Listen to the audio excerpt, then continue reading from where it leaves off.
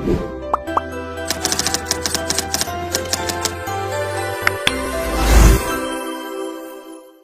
Kadarisman adalah seorang seniman yang serba boleh. Beliau mengarah, berlakon, berlawak dan menulis skrip filem. Satu sahaja yang tak ada kelebihannya, beliau tak boleh menyanyi, mencipta lagu dan bermain alat muzik. Satu yang paling menarik, beliau salah seorang guru silat di MFP. Sampai hati, kau juga sampai hati membuat aku begitu. Bukankah kau tahu kesukaanku ialah belacan? Kenapa kau masak sayur asam?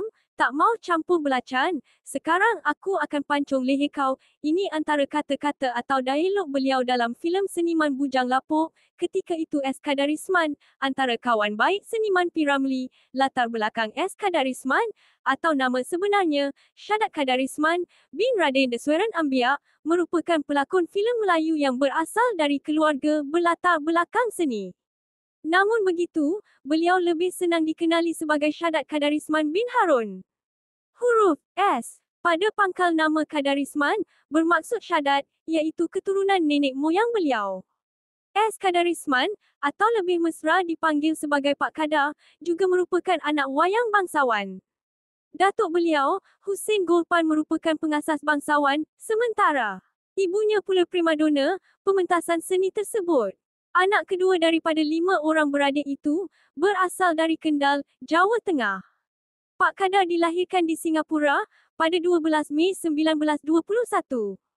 Beliau mendapat pendidikan awal di Sekolah Melayu Kampung Gleam dan Rangoon English School, Victoria School sebelum memasuki sekolah aliran agama di Sekolah Arab Al-Sagof di Singapura. Setelah tamat persekolahan, Pak Kadar bekerja sebagai penjilid buku di MPH, Malayan Publishing House ketika itu, dengan gaji RM10 sebulan. Beliau kemudian berkhidmat dalam Tentera Laut British selama 5 tahun. Penglibatan Pak Kadar dalam dunia seni bermula melalui pementasan opera ketika umurnya baru 15 tahun.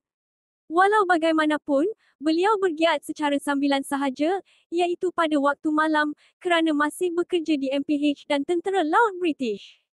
Sungguh pun hanya menerima bayaran 50 sen bagi setiap persembahan, Pak Kadar tidak berpaling lagi dan gembira bergelar anak seni. Beliau pernah merasai pengalaman pahit sewaktu menjadi pelakon bangsawan. Semasa membuat persembahan di Baling, Kedah, kawasan tersebut dilanda banjir. Pementasan tidak dapat diadakan. Oleh sebab upah diterima setiap kali selepas persembahan, maka pada malam itu tiadalah upah untuk diri beliau dan kru. Sebelum bergelar anak seni sepenuh masa, Pak Kadar pernah berlakon dalam filem Menantari Durhaka pada tahun 1942, terbitan Tan dan Wong Film Company dari Indonesia. Kehebatan produksi di Malay Film Productions, MFP, Jalan Ampas telah menarik minat Pak Kadar. Beliau mengintai peluang tersebut dan berjaya memperolehnya. Di MFP, beliau merupakan salah seorang anggota dalam majlis penapis cerita. Pak Kadar serba boleh dalam membawa apa-apa juga peranan. Ada cerita karya Pak Kadar yang diterima oleh P. Ramlee untuk diarahkan. Antaranya termasuklah Labu Labi dan Madu Tiga. Pada tahun 1950, Pak Kadar mendapat tawaran membintangi filem Perkahwinan Rahsia. Sejak itu, bermulalah peluang beliau apabila digandingkan dengan nama-nama besar filem Melayu seperti P. Ramlee, Aziz Sattar, Aziz Jaafar, Haji Mahadi, Saadiah, dan Rosyatimah, serta banyak lagi. Selain berlakon dan mengarah, Pak Kadar berbakat dalam bidang penulisan. Bakat tersebut dicurahkannya sewaktu menjadi pengarang sambilan dalam majalah Bintang Filem, terbitan Melayu Raya Press Company. Jika mengarang artikel yang agak kontroversi tentang dunia perfilman, Pak Kadar menggunakan nama samaran Burung Hantu. Namun begitu, itu bukan kerana beliau takut, tetapi untuk menjaga hubungan keharmonian antara dirinya dengan warga seni lain. Antara kritikan pedas yang pernah Pak Kadar lontarkan dalam artikelnya ialah sikap primadona pelakon baharu dan yang menceburi dunia seni dengan tujuan serong, pelakon yang menggunakan kedudukan untuk membawa kenalan berlakon meskipun tidak berbakat langsung, dan skandal sosial. Ketika berlakunya peristiwa Natrah di Singapura, Pak Kadar turut bertindak menganjurkan aktiviti pementasan khusus bagi mengutip dana untuk Natrah Adabi atau nama sebenarnya, Maria Hertogh yang sedang menunggu keputusan mahkamah bersabit hak penjagaan. Beliau ketika itu masih aktif sebagai pelakon bangsawan bersama Sri Kembangan Opera. Walau bagaimanapun, panas yang disangkakan hingga ke petang, rupanya hujan di tengah hari. Kegemilangan MFP berakhir. Pak Kadar terpaksa berhijrah ke Kuala Lumpur demi meneruskan kerjaya seninya. Ketika di Kuala Lumpur, Pak Kadar lebih berperanan sebagai pengarah. Pada era tersebut beliau dianggap bertanggungjawab menaikkan nama para pelakon baharu seperti Latif Bourguiba, Nur Azizah, dan Hussein Abu Hassan. Namun begitu, suasana di Kuala Lumpur tidak semeriah di Jalan Ampas. Pak Kadar tidak dapat menerima suasana itu lalu pulang ke Singapura, apatah lagi setelah khidmat beliau tidak diperlukan oleh pembikin filem di Kuala Lumpur. Sepanjang penglibatannya dalam dunia perfilman, Pak Kadar telah membintangi lebih 89 buah filem dan mengarahkan 55 buah filem. Antara pengiktirafan yang telah diterima bagi menghargai sumbangan beliau dalam dunia seni termasuklah tokoh bangsawan dan anugerah pelakon veteran dalam Festival Filem Malaysia ke-7. Pak Kadar meninggal dunia pada 16 Februari tahun 1989 ketika berusia 70 tahun di kediamannya di Blok 759 Yishun Ring Road, Singapura. Seperti yang dilaporkan oleh wartawan Mardiana Abu Bakar dalam The Straits Times 23 Februari tahun 1989, ketika itu Pak Kadar sedang makan malam bersama keluarganya pada kira-kira pukul 9 malam sebelum tiba-tiba diserang sesak nafas dipercayai serangan jantung, lalu rebah.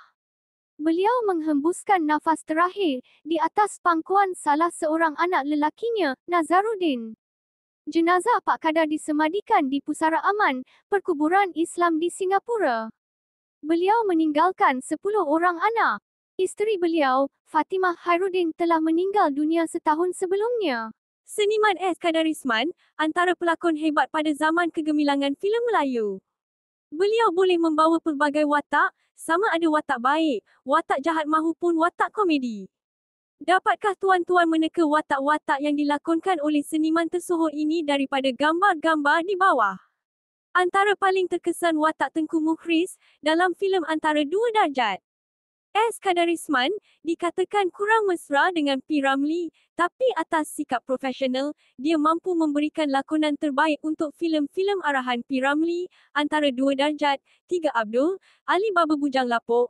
Seniman Bujang Lapuk dia mampu berlakon dengan baik sekali tanpa mempekan kurang kemesraan dia terhadap P. Ramlee. Pengucapan dialog beliau dalam filem Singapura Dilanggar Todak cukup mengesankan. Contoh, sudah adat orang menumpang, disuruh pergi dipanggil datang, tak begitu tuan hamba, jana khatib. Kalau lalang mengikut angin, kita tiupkan ke arah mana yang kita mahu. Mohon, kalau budak ini, Nadim patut kenal tuanku. Kalau bapaknya borek, anaknya mesti rintik. Dan selain itu, antara dialog dari filem Tiga Abdul, misai pendek tidak bercahaya. Ibarat kuda, hampir mati. Jika adinda tidak percaya, operetlah dada, atau X-ray lah hatiku ini. Apa yang menarik, seniman S. Kadarisman sanggup buat apa saja untuk menghidupkan karakter. P. Ramlee pernah berkata bahawa S. Kadarisman terlalu baik sebagai pelakon kerana dia merupakan seorang yang sangat berdisiplin dan menepati janji dan masa. Sukar nak cari pelakon seperti S. Kadarisman ini, wataknya sebagai orang bengis sangat sesuai dan watak komedi pun menjadi. Karakter Tengku Mukhris dalam filem Antara Dua Darjat cukup berkesan. Watak sebagai orang bangsawan yang angkuh dengan darjat keturunan sungguh menimbulkan rasa meluat para penonton. Apapun pujian harus diberikan kepada teraju utama filem ini, Seniman Agung Tan Sri P. Ramlee, kerana tanpa usaha P. Ramlee mengambil beliau berlakon, beliau bukanlah siapa-siapa di dunia perfilman dan tak mungkin dikenali ramai.